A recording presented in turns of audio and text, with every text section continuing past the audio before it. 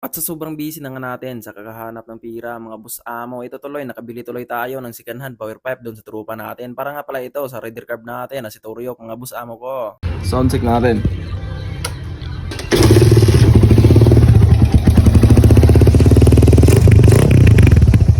So yun, bago ang lahat mga boss amo, bago natin ikabit, lilinisan muna natin to mga boss amo. Kung napansin nyo mga boss amo, sobrang kalawang na talaga itong ilbo natin na luma mga boss amo. At syempre, yung binabili nga pala natin mga boss amo, sobrang kalawang na din. Kaya saktong sakto, meron tayong tough dito mga boss amo. Kaya hindi talaga natin to pasailuin mga boss amo. Bago natin to ikabit mga boss amo, lilinisan natin to. At malinis na nga yung kanister mga boss amo. Pero syempre, lilinisan pa natin yan para mukhang brand new. At siguro sa mga tropa natin dyan mga boss amo na mahilig talaga maglinis, talagang ito talaga yung mga bisang panglinis talaga mga boss amo. At siguro kalat na talaga itong pangalan na tong tough mga boss amo ko. Ito nga pala yung panglinis ng aniduro natin mga boss amo. Yung aniduro nga malinis, yung maraming tayo. Ito pa kanyang ilbo na marami talagang lapok. Malinis talaga ito.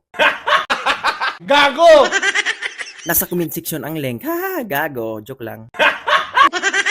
At kung napansin nyo naman mga tropa, tingnan nyo, sobrang linis na talaga. Wala talagang halong minaro yan. Wala talagang halong magic yan, mga boss amo ko. Kung napansin nyo, siyempre naman, versus nalinisan o versus hindi nalinisan. Tingnan nyo naman, para mukhang brand nyo talaga yung nalinisan. Galing tap lang talaga yung baon, mga boss amo ko. At siyempre, sa ditong banda, hindi na talaga natin ito padugi-dugayan. Ito na nga pala, mga boss amo. I-flex mo na talaga ito. All talaga, malinis na talaga ito lahat. At siyempre, ang tanong, babagay kaya to sa Raider Carb natin. Dahil pang-ipay nga pala itong ilbo na to, mga boss amo. At siyempre, magpasalamat din tayo sa top mga boss amo. Dahil kung hindi sa galing sa top mga boss amo, hindi talaga malinis ng motor natin o yung ilbo natin o yung QU pipe natin. O diba, pogi na kapag nakakabit, montage.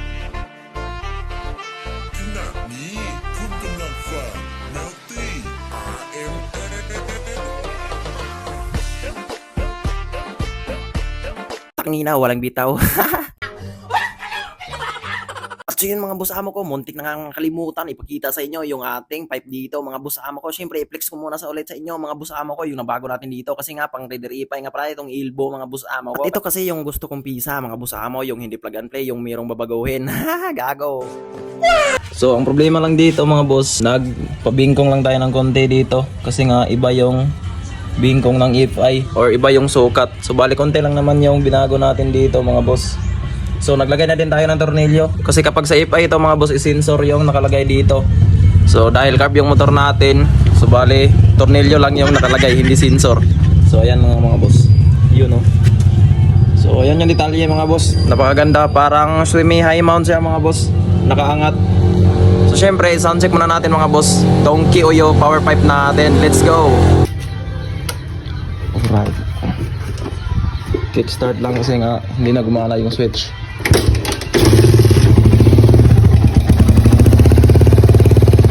Yun oh. Okay naman sa tunog mga boss. Andun sa performance. At yun lang, see you sa next video. Hi!